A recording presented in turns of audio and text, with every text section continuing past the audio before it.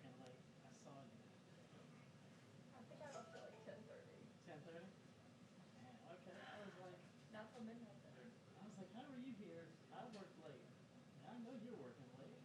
I know, we're both here early. Do you do that all the time or rarely? Sounds like we're both here early. Yeah. I couldn't agree more.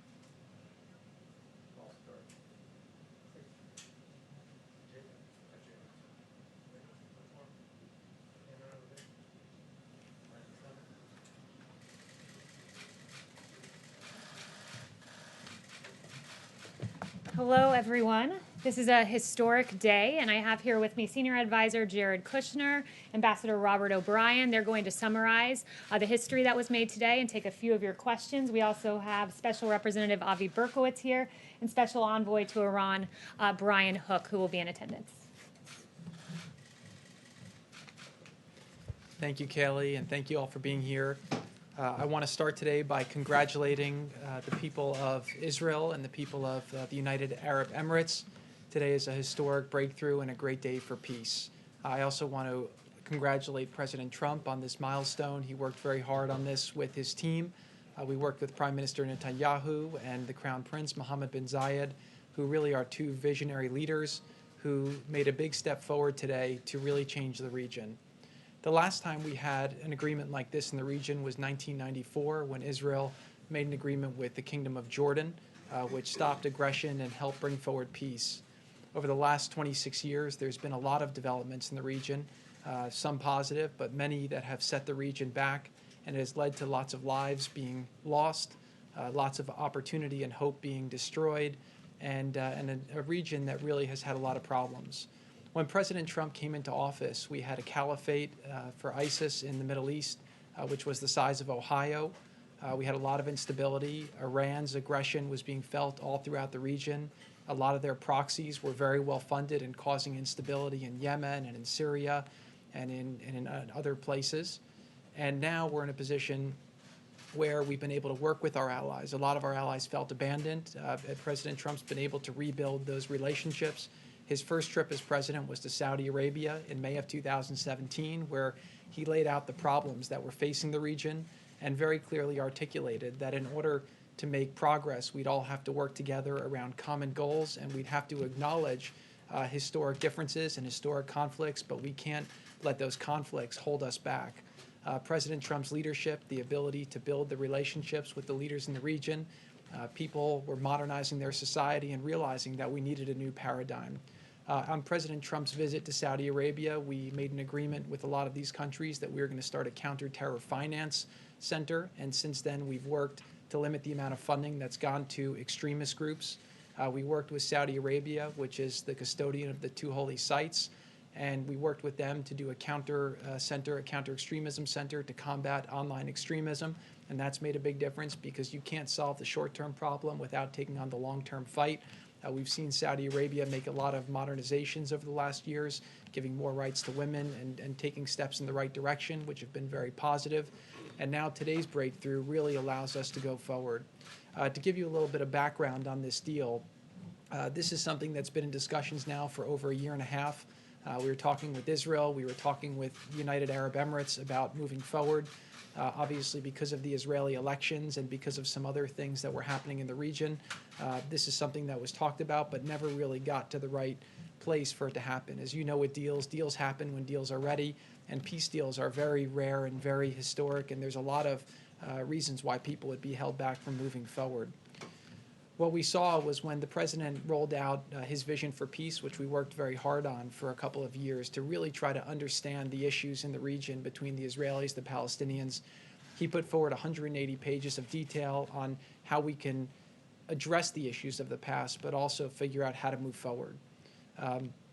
During that acknowledgement, President Trump was able to get Israel to agree to have a two-state solution with the Palestinians, and for the first time in history to agree to a map that outlined the territory that they would be willing to work with in order to see that happen. That showed a lot of people in the region that Israel was serious about really moving forward and making peace, and also showed them that President Trump's leadership and diplomacy could make things happen that hadn't happened previously.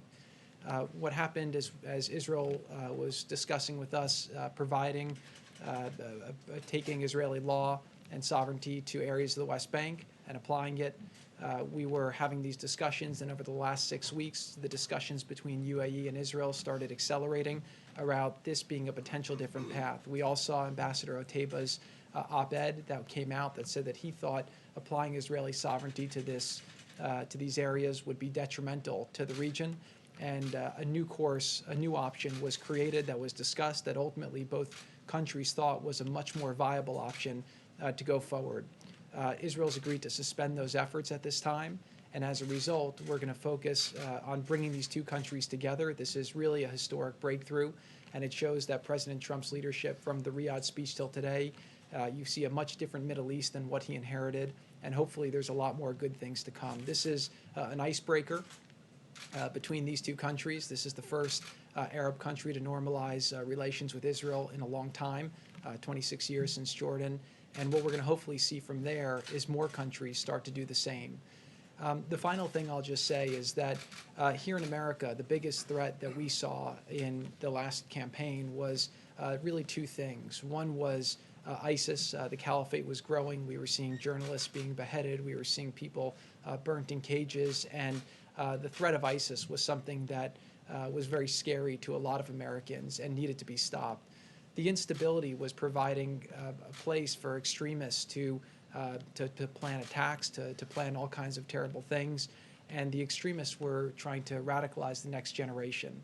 One of the biggest excuses that extremists use to radicalize the next generation is the mosque and the Al-Aqsa Mosque, and saying that it's being threatened, and the fact that Muslims aren't able to pray there. This deal will allow for flights from Dubai and Abu Dhabi to Tel Aviv, which will allow Muslims a real entree to come and visit Israel peacefully and to come and pray at the mosque with whatever frequency they deem appropriate. This is a big breakthrough. As people go there and pray and see that this is available, they'll share it with their friends, and they'll share the experiences. They'll share pictures of it on Instagram and Facebook and Twitter, and people throughout the world will see that the mosque is safe and that all people are welcome there. So this is a really great step forward for the region, a great step forward for the country, and a great step forward for the world. And again, I just want to really compliment the three leaders who worked very hard to make this possible. Prime Minister Netanyahu of Israel, the Crown Prince Mohammed bin Zayed of Abu Dhabi, and President Trump here in America. Thank you.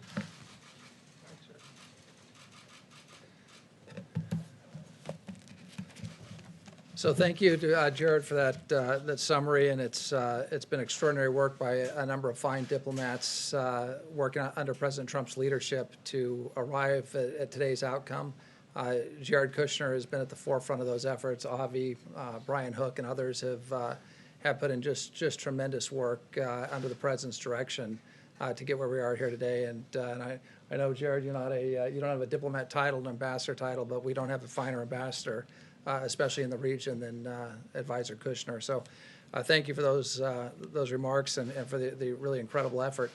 I want to start by congratulating today the President of the United States, the Prime Minister of Israel, Bibi Netanyahu, and Crown Prince Mohammed bin Zayed. This is a remarkable achievement, and the achievement is now will now be known in history as the Abraham Accords, or the Ibrahim Accords in the Muslim countries, or the Abraham Accords in Israel. It's something very special. It's something that doesn't happen very often. Very few of my predecessors as National Security Advisor have been able to come to this podium to announce a peace deal in the Middle East. It's a very rare thing. As I said earlier in the Oval Office today, the President is going to be known in history as one of the change makers and one of the remarkable leaders in the Middle East. And that's not something that you may have thought of when he came into office.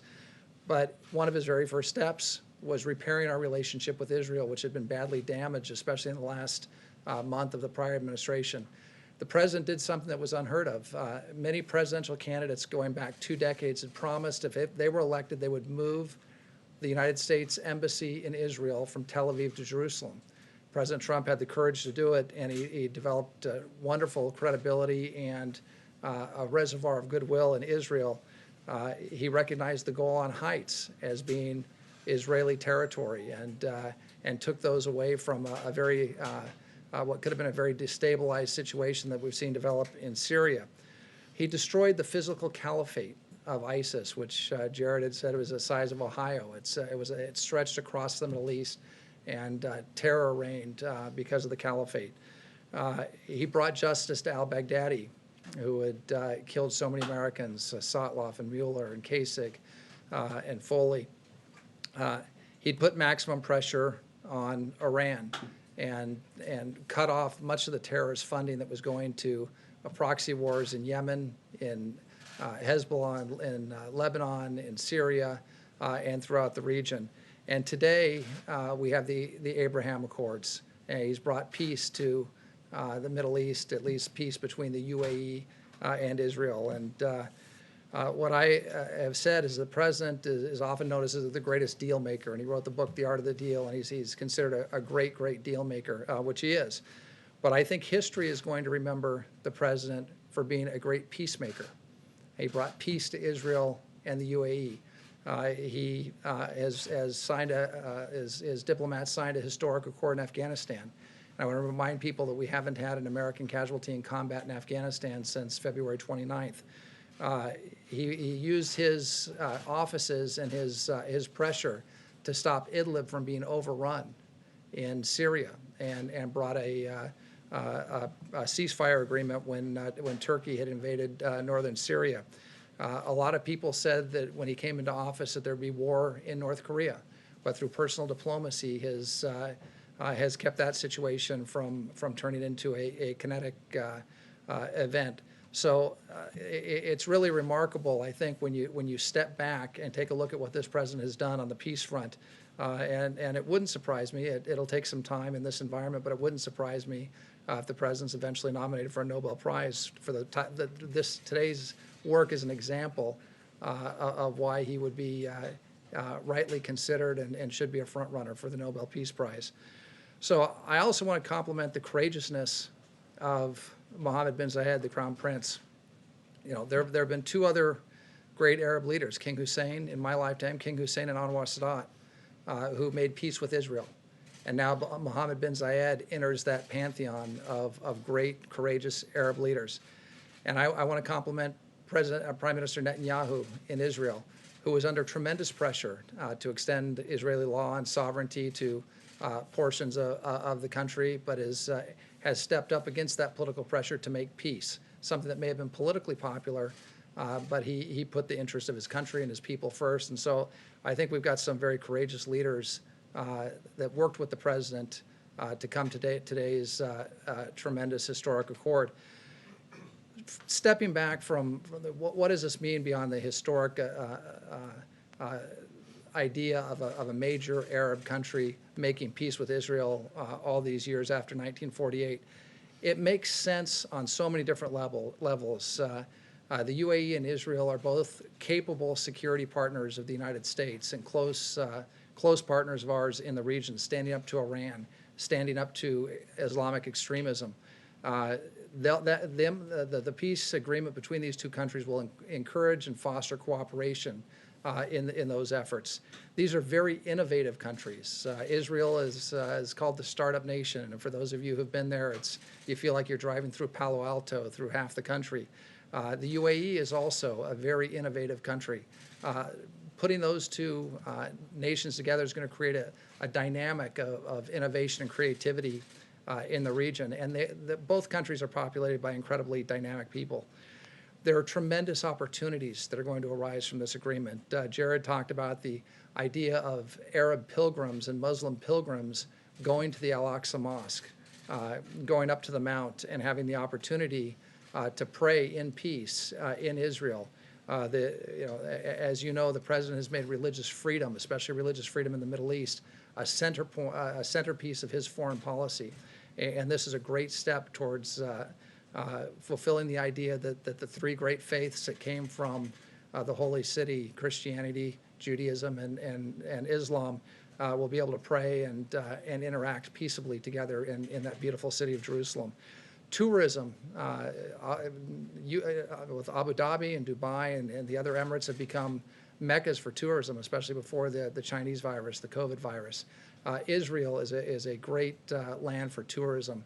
That'll expand trade between the UAE and Israel, which both have incredible economies. And again, as we recover from COVID, this agreement will help the economies of those countries and the countries in the region expand. And I think you're going to see an increase in jobs in all three countries as a result of these accords. With respect to the peace process overall, we've got a great team. That team is going to be fanning out. We're going to be working the phones. We're going to be in the region. And we believe that there are other countries waiting in the wings that are going to watch and see how the tremendous response to the courage of Prime Minister Netanyahu and the Crown Prince have been received by their people and by the world. I mean, I've already been on the phone with a number of European counterparts who have called to congratulate us for our role in this accord, but some of whom are astounded that this took place. And we also think that this could lead to a great deal for the Palestinian people. It's a people that the President of the United States, President Trump, has not forgotten. And he's endorsed a two-state solution. He wants to see the Palestinian people in a prosperous country of their own. And the groundwork has been laid for that. So I think we'll be working very hard on those efforts in the coming months and year. So again, today's a great day. It's a great day for the people of the UAE. It's a great day for the people of Israel, for their leaders. And it's also a great day for the United States of America as we played a role that we've traditionally played throughout the world in coming in to mediate in difficult situations and achieve peace and achieve prosperity for our friends and neighbors. And again, I'm honored to be a part of the President's team on this. And And again, we'll end with congratulations to the President for his leadership, and again to Prime Minister Netanyahu and Crown Prince Mohammed bin Zayed. Thank you very much. Start with Steve. Israel agreed to suspend its annexation plan on the West Bank.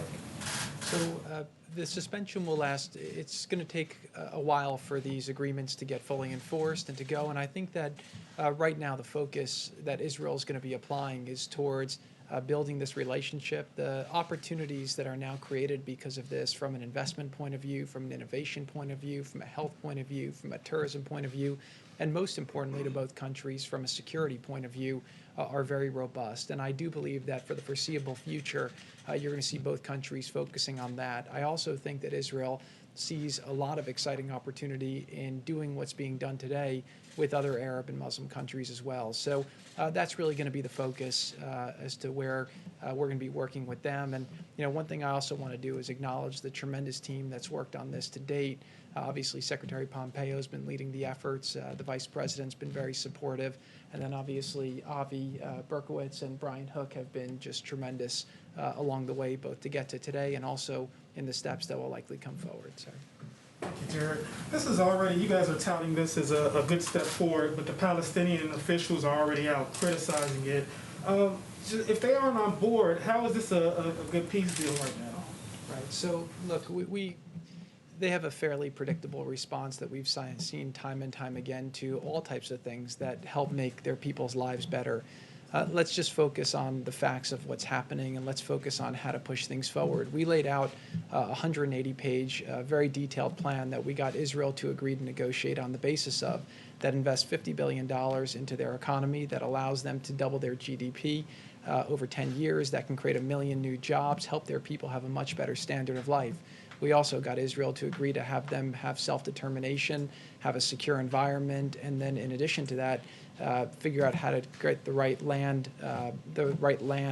outcome where we can go forward. So, look, I think that a lot of people in the region are seeing that we can't wait for the Palestinian leadership to try and resolve this. Every country is going to do what's in their best interests, what's in the region's best interests, and we have big problems in the world, and we can't be stuck in the past. We have to be moving forward. Now, I will just say that a big part of what motivated the UAE to move forward at this time and take the risk that they're taking is the notion that they didn't want to see Israel take the provocative action of applying sovereignty to areas of the West Bank, which hopefully allows more space to the Palestinian leadership to come to the table and make a deal. So I don't know if it will happen tomorrow. I don't know if it will happen next month. I don't know if it will happen next year. But at some point, I always learned with deals that there's a thing called gravity. And right now, you're in a situation where Israel has said that they're open to making peace. A lot of people in the region have supported the vision that the president laid out. One thing you've seen with the president, he's a deal-making president, right? And part of being a deal-maker is not always showing your cards. Again, we were able to hold this quiet until this morning when we announced it. The president's had a very robust strategy for the Middle East that we've been executing piece by piece, day by day. And we've seen things have been getting better, problems have been getting resolved. The president's been taking things off the table. Slaughtering sacred cows that were holding people back. And so if you kind of look at the snapshot today and you look back at the snapshot of where the president was when he started, you have a much different Middle East, and that's not by accident. So I believe over time we're going to continue to ask ourselves two questions with that conflict. Number one is, are we doing things that allow Israel to be more secure versus less secure for the Israeli people? That's America's strongest ally in the region. With this step, actually, UAE joins a very exclusive club and becomes, really one of America's closest allies in the region. And then number two is, are we taking steps that allow the Palestinian people to live a better life? And so, there's a lot of people who find historical traps where they can find excuses not to move forward. But President Trump is focused on creating a bright future, focused on progress and making people's lives better. So I will just say today that this is a big breakthrough. This is something that's public. We have a lot of things that are happening privately right now that are quite excited. And I do believe, again, that over the next years, if the president is able to keep going forward, you're going to see some historic changes in the region that will really make the world a much safer and better place. Thank you. Thank you, Jared. Appreciate it. Just actually want to ask you, Advisor O'Brien, you mentioned Anwar Sadat, and I'm just curious, do you see or envision sort of a Sadat, Begin, Carter picture, a moment like that for the leaders? Because that's something I think people remember. I want to say it was 79, but going all the way back then. Right. No, I think we will have a formal signing ceremony at the White House, and we'll have to see who comes from the various countries, but I would expect that Prime Minister Netanyahu will be here, and either the Crown Prince or one of the other princes would likely be here in Washington. And I think it'll be a great day, and really, as you know, I normally don't talk about things that were said on presidential phone calls, but one of the leaders said that we've had a tough 2020, and this is like the best news of the year. It really is good news. It's a great news story for the American people, and it's been great to see how the press has reacted in a somewhat polarized time. I think this is one of those stories that everybody, regardless of your political stripes or on that sort of thing, everybody's excited about the fact that a Muslim Arab government is making peace with Israel. Big day, and we'd love to host them here at the White House. I think the president would very much like to host them, and so I think we'll have an event at some point in the not too distant future. And Jared, if I could follow up on something that you mentioned earlier, you talked about visionary leadership, not just in the region, but in general, including the president, to make something like this happen. He seemed actually fairly positive, albeit maybe cryptically, that maybe something soon could happen again to keep this inertia going with perhaps another country.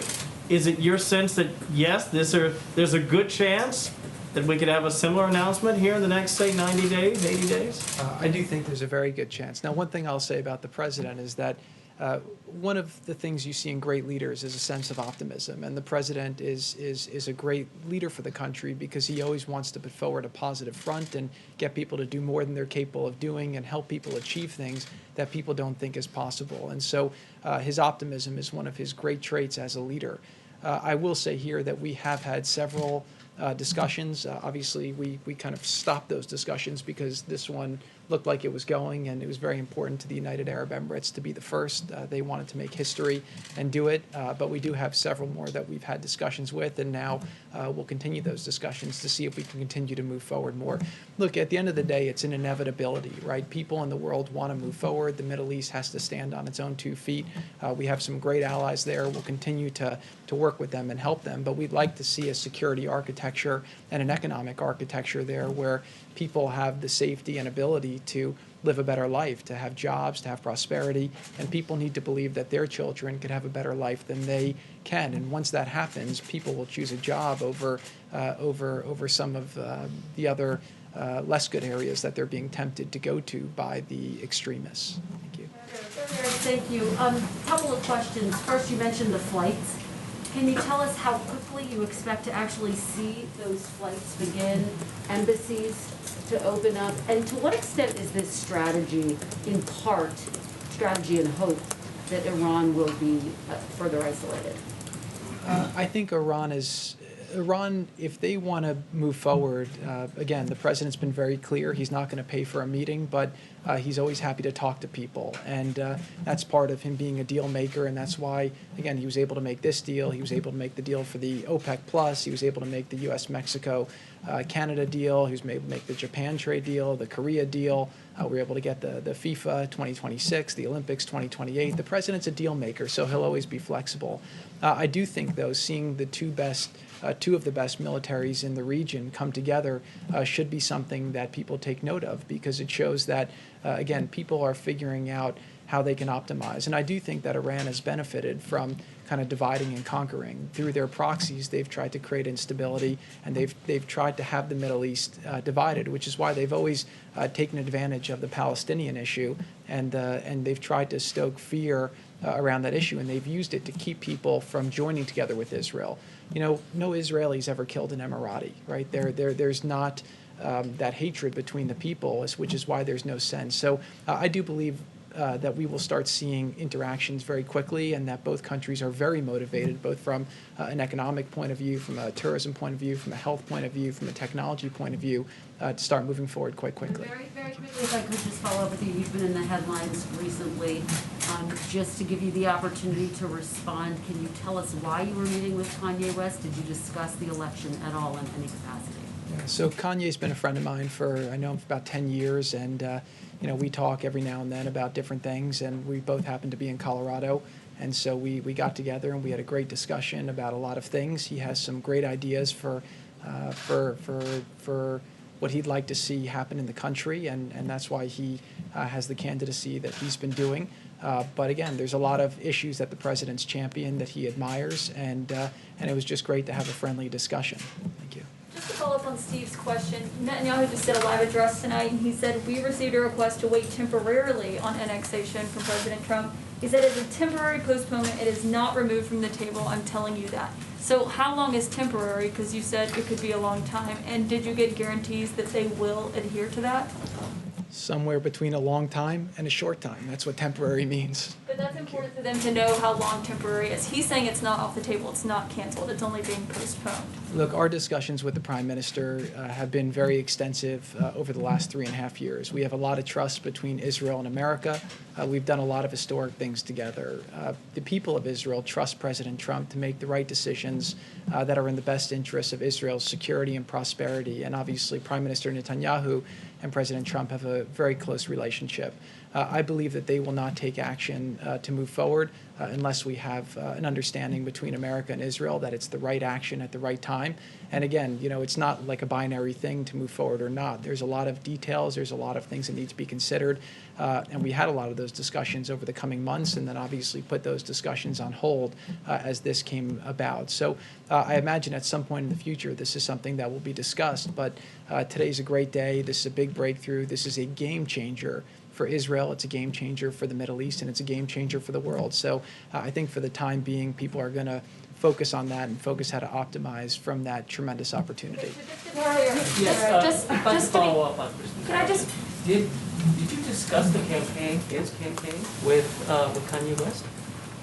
We had a general discussion more about policy. Jared, let me ask you about a different deal, one here in Washington. Democrats, Republicans are $2.5 trillion apart, it seems. From your view, do you believe it's possible right now of a phase 4 deal coming together? Working with President Trump for the last 5 years on the campaign and through government, I would just say that with President Trump, anything's possible. So you never know. The president's accomplished a lot of things that people thought would never be accomplished. But to comment specifically on the deal, I'll leave that up to the negotiators. Since we seem to have exhausted questions on this topic, I'm going to pass it back to Haley. Thank you. Earlier, this is part of the deal of isolating Iran. The administration recently revised a UN Security Council resolution to extend the arms embargo on Iran. It is now shorter. It's lost a lot of tough language on Iran, but still, there's still a danger of veto from Russia and China. So some observers are saying that the administration is risking losing face if you can't get support over this deal. Can you comment on that? Well, the first thing is we're always going to do the administration is always going to do the right thing, and President Trump is always going to do the right thing, whether it's losing face or there's a Russian veto or a Chinese veto. If the Chinese or the Russians veto the continuation of the arms embargo and want to start sending arms to Iran and destabilizing the region, that's on them, and that's not on us. So we're always going to take the position, the right position, and not worry about what the Russians or what the Chinese might do at the UN. If we did that, if we worried about that all the time, we'd get nothing done at the UN. We also have other tools that we'll use to deal with Iran to make sure that arms don't flow into Iran, that there's not further destabilization of the region. There are tools that we can use diplomatically, and there are other tools that we have. And nobody in the region wants to see Iran on the receiving end of a bunch of Russian MiGs or Chinese missiles or Chinese drones. The region's made that very clear. We've made that very clear. Israel's made that very clear. So I don't think that's in the interest of anyone in the world. It's not in the interest of global peace and security and prosperity. So we're going to continue to prosecute our case at the UN, and we're going to hope for the best. I hope the Russians and the Chinese do the right thing. They should do the right thing. And if they don't do the right thing, well, we've got backup steps that we'll take. Whether you also support the snapback option? Snapback's certainly one of the tools that we could use, and that's something we're looking at very closely. And look, what we're focused on right now is the vote to extend the arms embargo. We'd like a clean rollover of the arms embargo. We'd like to see our allies get behind it. We'd like to see the Russians and Chinese get behind it. I just can't imagine any leader anywhere in the world who thinks it's a good idea to put advanced armaments in the hands of the Ayatollah and his regime, especially in today's Middle East. I mean, that just makes zero sense whatsoever. So hopefully the countries at the UN, the Security Council, will do the right thing. They'll roll over the arms embargo and keep it in place. But if that doesn't happen, we'll take steps necessary, and one of those steps could be snapback. Thank you. Thank you very much to Senior Advisor Jared Kushner and Ambassador O'Brien. And I will take a few of your questions on other matters, if you have any. Yes, Deborah. Oh, thank you, Kayleigh. The president has written memoranda that give 5 states 100% of reimbursement for their National Guard costs dealing with the coronavirus.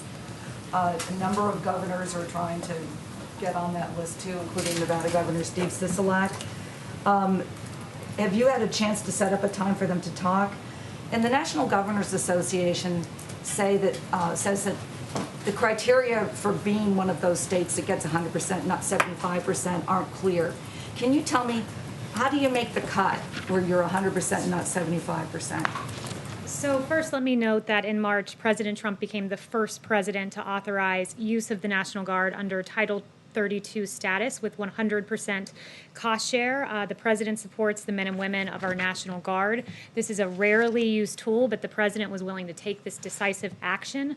75% of the cost share is still giving states tremendous, unprecedented support.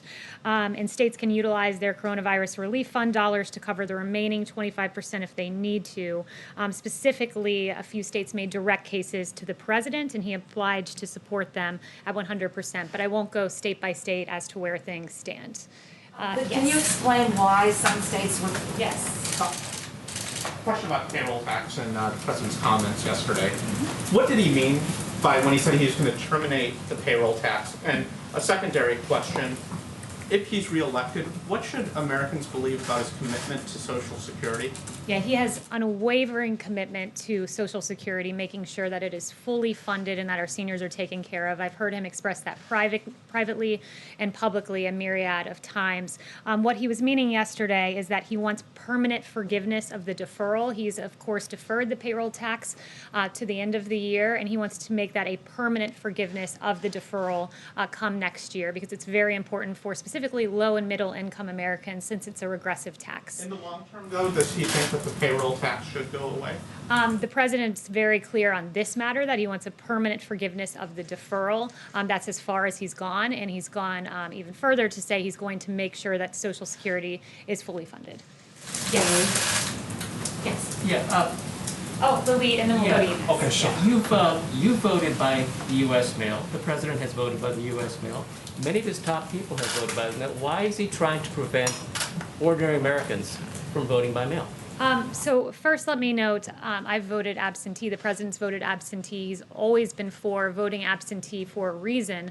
What he is not for is mass mail-in voting, or perhaps, to make it even clearer, mass mail-out voting, where everyone on the voting rolls is mailed out a ballot. Voting rolls in Los Angeles County, for example, you have 117% of the county registered to vote. How does that even make sense? It doesn't. And that would mean that in the least 17% of the ballots floating around would be subject to potential fraud. So that's what the president is standing firmly against, but he has always been for absentee for a reason.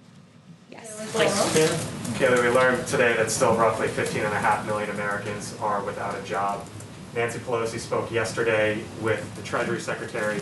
Seemingly, there was no progress on that call for the 15.5 million Americans and millions others who could absolutely care less about the politics of it all. What would you tell them is coming next, considering that it seems as if nothing is moving policy-wise going forward? Yeah, what I would say is this. Secretary Mnuchin said yesterday, I am willing to move forward with legislation that provides funds to schools, childcare, food, vaccines, hospitals, PPP for small businesses, rental assistance, broadband, airports, state and local government assistance, and liability protection for universities, schools, and businesses. He's been unmistakable, this administration has and this president has. We're willing to move forward on that. What we're not willing to do is rubber stamp a behemoth $3.4 trillion deal that the Democrats put forward that was fundamentally unserious, that would have made ballot harvesting mainstream, that was a Democrat wish list. That's what we'll not move forward with. But this president, out of anyone has taken action, serious action on eviction protection, serious action on unemployment insurance, on a payroll tax cut, student loan forgiveness in his executive capacity. And what I would say, the state of things now is, you have Nancy Pelosi saying we were willing to come down $1 trillion if they came up $1 trillion. Well, it's fundamentally unserious because the Democrats, the chief of staff has told me, wouldn't even tell us what they would take out of the $1 trillion. So they said we'd come down $1 trillion, but wouldn't list out the things that they would take out of their Democrat wish list. So Nancy Pelosi needs to come back from recess and negotiate because the American people deserve better. Conservatives who have made the argument that $3 trillion, give or take, has already been spent and no more needs to be spent. If there isn't a deal that is viable, is the White House of the position that since $3 trillion has been spent, it's okay, we don't need to spend any more? No, the president is all about what is best for America's families. He wants to see funding for our schools, direct payments to Americans. He's protected the American people in every way he can in his executive capacity. But as you noted, in terms of the fiscal cost of things and the height of this, when the economy was shut down, there was a $2 trillion deal negotiated. Next after that, when the economy was reopened, it was a $1 trillion deal. So for the Democrats to say we want more than what we even negotiated and passed during an economic shutdown, and to say we need $3.4 trillion, it's really an unserious proposal. Kevin. Thank you, Kayleigh. Your reaction to unemployment claims dipping below 1 million, 1.7 million new jobs as well. And blue state governors are politicizing school closures, says the president. What did he mean by that? Yeah, what he means by that is that when you look around the world, many countries in the Western world have opened their schools, and that we as the United States can do the same. We can find a way. The president, the White House has released guidance as to how to make that happen. And he doesn't want a decision that is so important for our children to be politicized, because he believes it's in the public health interest of the child to be back in school. And I've listed out for you all the reasons for that previously. And what was your first question? You asked. Unemployment claims dipping below Yes. 1 million. How surprised are you that that's the figure and the direction we're going? I'm not surprised, because under this president, he was the great jobs president once, brought us the greatest economy in modern history once, and he'll do it again. And this is more evidence of that, to see unemployment claims dip below 1 million, coming on the backs of a July jobs report that exceeded expectations. And of course, the 2 blockbuster jobs reports before that. It goes in line with the manufacturing ISM good numbers that we saw and many other metrics. This is the president who's already making sure we have an economic rebound that outpaces Europe and other countries as well. Steve. Has the president been briefed on the Russian coronavirus vaccine? Does he think it's a workable vaccine? The president has been briefed on that. He's also been briefed on our own vaccine progress. One thing to note, and I believe Dr. Fauci made this point, our vaccines go through rigorous phase 3 clinical trial where we have 30,000 individuals that we test to make sure it's perfectly healthy and moving forward. So that's the kind of standard we have for American vaccines, and it's important that we do that. But we do think that we'll have a vaccine by the end of the year, and the president, in advance of that, is manufacturing hundreds of millions of doses of these vaccines in anticipation of one being successful. Chanel. Thank you, Kayleigh. Going back to Iran and Russia as geopolitical actors in the Middle East, they have been wellsprings of instability there, as we discussed, but how confident is this White House that Iran and Russia are finally going to be placed in their respective lanes in the advent of this deal and deals to come? Well, look, we believe that there's a big contrast here in where this administration stands and the previous administration. And when you look at the, the Obama-Biden administration, they cozied up to America's enemies.